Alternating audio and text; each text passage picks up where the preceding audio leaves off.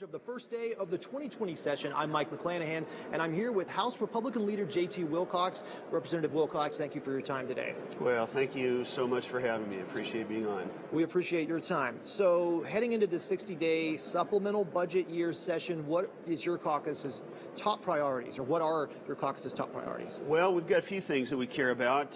First of all, there are things that have to do with the will of the voters that have been very clearly expressed. We think, especially in the areas that we represented, that I-976 $30 tabs passed overwhelmingly, and we should respect that. And so we have bills that will enshrine that in law, whether or not it has a constitutional problem as a initiative. And we also have bills that will figure out how to shift funds so that we can continue to build the transportation capacity that we need. We also feel very strongly, in fact, it's one of our top three priorities in general terms, that the state of Washington should be affordable for people to live here. We've got a good economy. We've seen rising wages, but that's been eaten up often by government action that makes it more expensive to survive in Washington. And we don't want additional taxes, especially income taxes on capital gains, for example, or really expensive mandates on fuel to get in the way of the ability of people to enjoy their life in Washington affordably. Accountability is critically important for us when it comes to the government. You will see the legislature conforming with the Public Records Act, I'm quite sure, this year. In fact, we had caucus training on that this year. We also, I think, feel very strongly that when we hear discussions about people's constitutional rights being infringed, we're going to push back. You know, it seems all too common that Group A will propose that Group B's constitutional rights, and in this case, let's say gun rights, are not as important, and upholding them is less important than other issues. But I guarantee you that if you're someone that thinks that others' rights are less important, someday you're going to be in a position where your rights are infringed as well. And we want to stand up for all rights. That's just a critically important thing for us. We also believe that Washington should be a place where it is safe to live, safe to walk the streets at any time of day, safe to raise a family. Okay, so I want to go back a couple of steps to the transportation funding you were discussing in I-976. I believe your caucus is backing a Senate Republican plan that would use vehicle sales tax revenue to help offset some of the cost while going ahead and implementing I-976, even though it's tied up in the courts right now. Yeah, I believe John Braun may have been the first one, Senator John Braun, to propose that.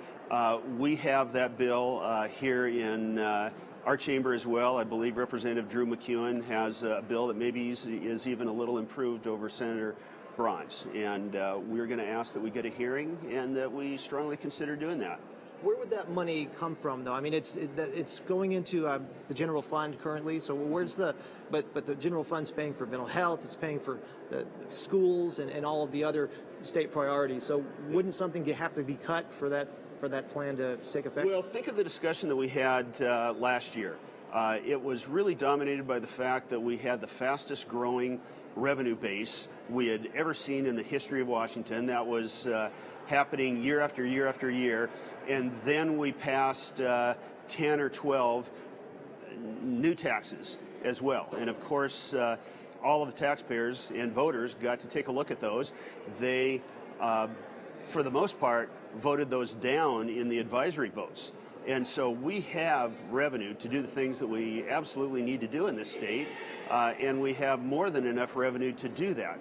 And also the bill, if you look at it, is a gradual ramp up so that it also provides the time to make that transition.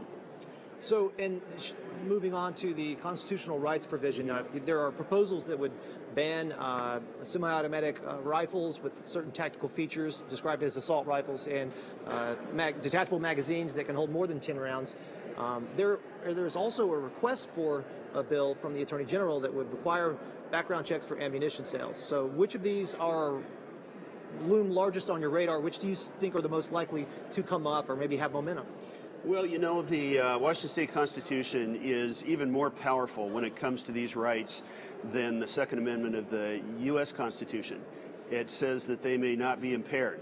The rights of the individual to bear arms in defense of himself or the state may not be impaired. And so I think all of those are also important. And, you know, you don't have a little infringement of the Constitution.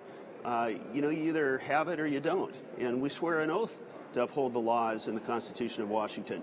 So I think those are equally bad in our view. Now, that doesn't mean that we can't work on eliminating or decreasing the horrible human tragedy that comes from various kinds of violence. We know that the greatest amount of tragedy in that arena comes from suicide. And you've seen lots of Republicans and lots of Democrats working hard together to create stronger communities, stronger families, and more opportunities for people of faith to come together and address the fact that we have so many people that are lonely and detached from their communities. This is how we're going to make the biggest impact, and we should be concentrating on that. What are your thoughts about the governor's plan to take some $300 million from the rainy day fund to try to invest in getting people off the street and getting them shelter? Well, we have some proposals that will be coming along that will help address that. And I think that homelessness and all of the human misery and challenges that surround that are not just a big city problem anymore. We see them in the small towns and the small cities that we represent as well. And so we do want to work on those together. However, we've seen hundreds and hundreds of millions of dollars being spent on this every year without any effect. And I was struck by the comments made by the new speaker, Representative Lori Jenkins, at the AP press availability the other day, where she said, you know, we're not sure that we want to implement that plan either, because it isn't just about building something. It's about surrounding people with the things that they need, and human contact is the most important of those needs. And so I think all four corners are going to be working pretty cooperatively to try to find how can we make a lasting difference. So you head into this session, there's a sort of a cloud around the issue with your caucus with respect to former member, Representative Matt Shea, and the investigation that was done by an outside entity. I know that you expelled Representative Shea from the caucus. He, in published statements, he says that he vehemently denies being involved in any domestic terrorism, for starters, but secondly says that he attacks the investigation as says that the investigator did not interview the principals and relied on anonymous sources.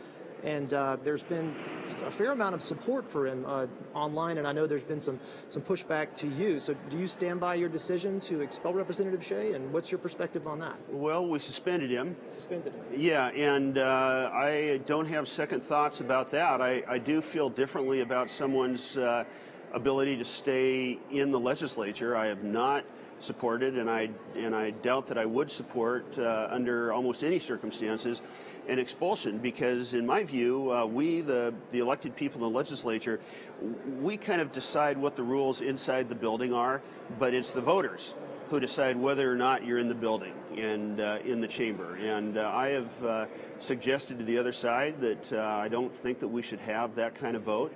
And if we do, there absolutely should be some more public process. So, shifting gears now, the State Transportation Commission has recommended that lawmakers consider enacting a pay-per-mile road usage charge and phasing it in to eventually replace the gas tax. What do you think about that idea? Well, I think one of the things that troubles me the most about that is it's become pretty plain that because of the requirements of bonds, that it won't be a substitute, it'll be an addition. And, that goes right back into our priority that Washington should be an affordable state to live in.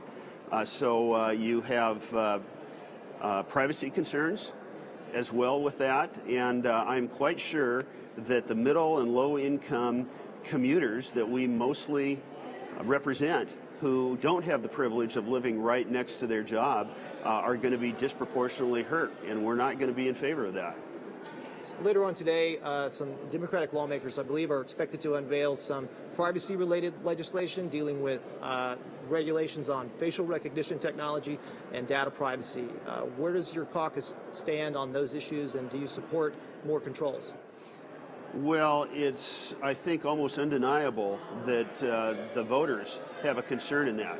And I think we do. It's the devil's in the details in this. And we had a caucus conversation about that this morning and advised our caucus to look at all the options, go through the hearing process, and really understand what the true impact of people is, and also the impact on large and small businesses and the economy. Going back to housing, to what extent do you think, or do you think that the regulation and state codes limiting growth or restricting growth have to do with housing supply and or the price of housing? Do you see a connection? Oh, we sure do. We've been talking about this for many years, and it's funny how one more time we're beginning to agree on what the problem is in both big cities and smaller urban and rural areas. There's not enough housing, and regulation has done two things. First of all, it has made it much more difficult to fill in zoned parts of the big cities where density was supposed to grow according to the grand bargain that was made with the Growth Management Act. And at the same time, it has made most of our rural areas unusable for building, and we haven't really kept up with the infrastructure needs that are necessary to attract business out into other areas where housing is affordable.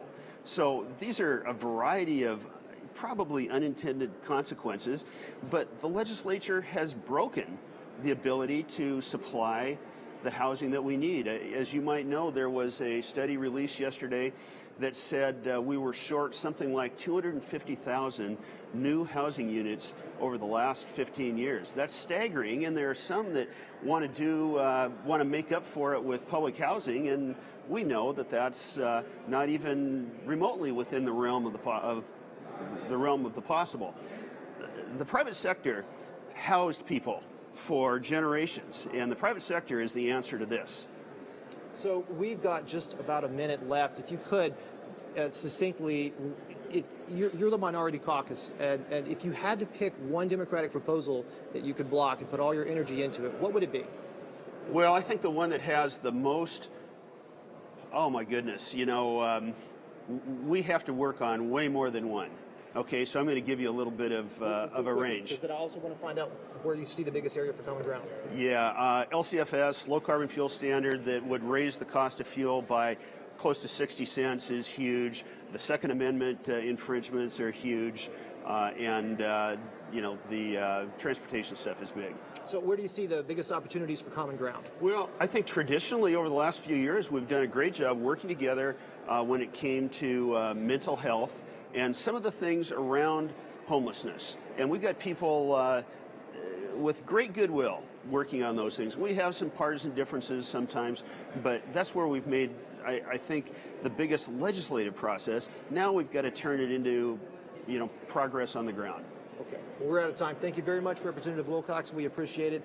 And next, we're scheduled to hear from Secretary of State Kim Wyman, and later the governor will be back after a break.